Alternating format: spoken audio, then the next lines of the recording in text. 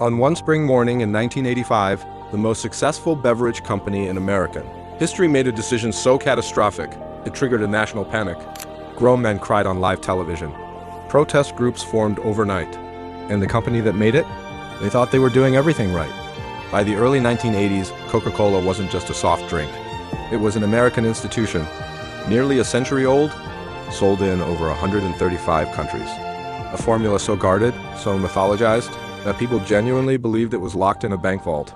But behind the confidence, something was quietly falling apart, because for years a rival had been chipping away at Coca-Cola's dominance. Pepsi ran blind taste tests across the country, ordinary people, sipping unmarked cups, picking their favorite, and again they picked the sweeter one. They picked Pepsi, it became a national television event, and Coca-Cola's executives were watching every single result. Then came the number that changed everything. Inside Coca-Cola's Atlanta headquarters, market share was slipping for the first time in the company's history. For a brand built entirely on the idea of being untouchable, that was terrifying. So the company's leadership made a decision that, on paper, seemed logical. They would do the unthinkable. They would change the taste of Coca-Cola itself. Nobody expected what happened next. Behind closed doors, under a project codenamed with military-level secrecy, Coca-Cola spent nearly 2 years and millions of dollars developing a new formula, sweeter, smoother, designed specifically to beat Pepsi in blind taste tests. And it worked. In private testing, people preferred it. The company was confident, almost euphoric. But there was one thing they never tested: how people would feel about losing the original.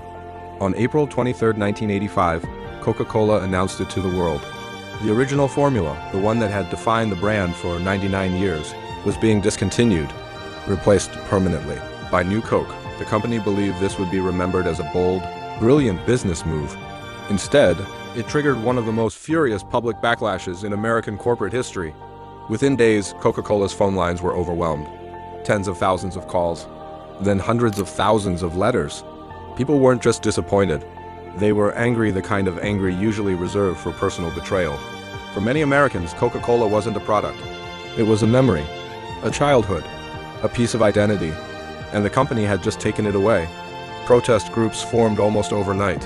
One man, a retired businessman from Seattle, launched an organization with a single mission: bring back the original formula. He started hoarding cases of old Coke in his garage, just in case it disappeared forever. Late-night television hosts mocked the company relentlessly. Newspapers ran the story on their front pages for weeks, but the worst was still coming. It wasn't just a business story anymore. It became a cultural event. National news broadcasts led with it night after night. Comedians built entire routines around it. Coca-Cola, a company that had spent a century building an image of trust and tradition, was suddenly the subject of public ridicule. Behind the scenes, the pressure inside the company was becoming unbearable. Inside Coca-Cola's leadership, what had once felt like a triumphant decision now felt like a slow-motion collapse. Sales of New Coke weren't matching the optimism of the boardroom. Public trust was eroding by the day. The company that had built an empire on being untouchable now had to make an unthinkable choice: admit publicly that they had gotten it wrong. Then everything changed. Just 79 days after New Coke launched, Coca-Cola made an announcement that stunned the business world all over again. The original formula was coming back, rebranded as Coca-Cola Classic. It was one of the fastest, most public reversals in corporate history, and America celebrated like they'd won something. Phone lines lit up again, but this time with relief. What happened next surprised even Coca-Cola's own executives.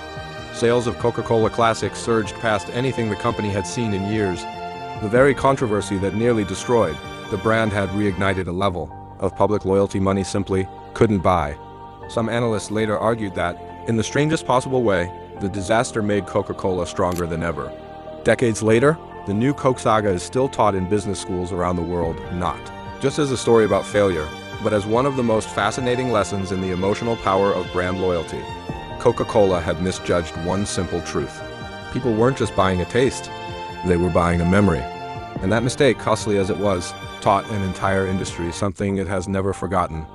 Today, that original bottle still sits on shelves everywhere, a quiet reminder of the 99 days when America nearly lost something it didn't even realize it loved.